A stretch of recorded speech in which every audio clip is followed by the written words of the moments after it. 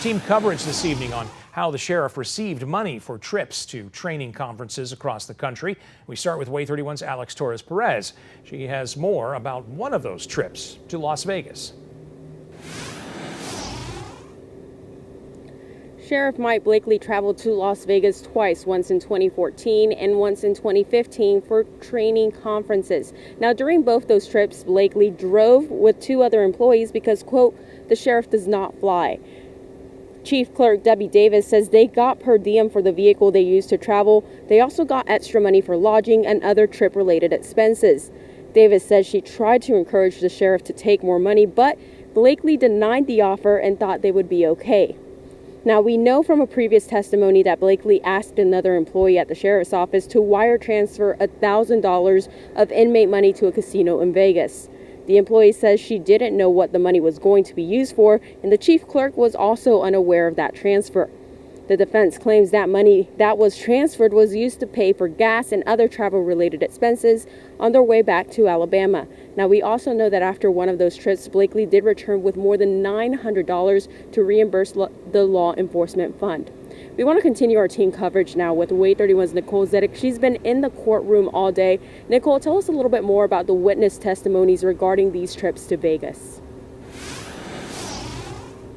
Well, this afternoon, two of the sheriff office employees who went on those Las Vegas trips testified, along with an actual employee from the Palace Station Casino.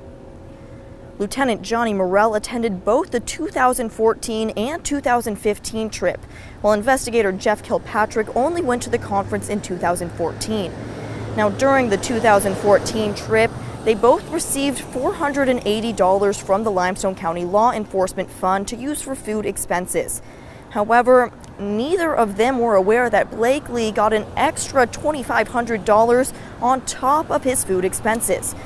They both said they assume it was to pay for lodging and gas on the way there. Now, both Morell and Kilpatrick remember seeing Blakely attending the classes at the conference. But Kilpatrick added he also saw Blakely outside of the hotel during one of the days they were both supposed to be in a class. Now, the casino employee, Nick Langenfeld, deals with financial crimes for the Palace Station Casino and testified as the custodian of records. The state showed a record of Blakely's gambling sessions while at the hotel.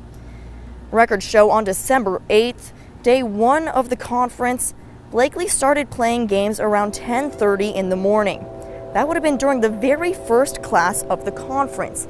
The defense argued that there's no way to prove it was actually Blakely himself gambling because the records only show when a specific key was used, kind of like a hotel room key that's registered in Blakely's name.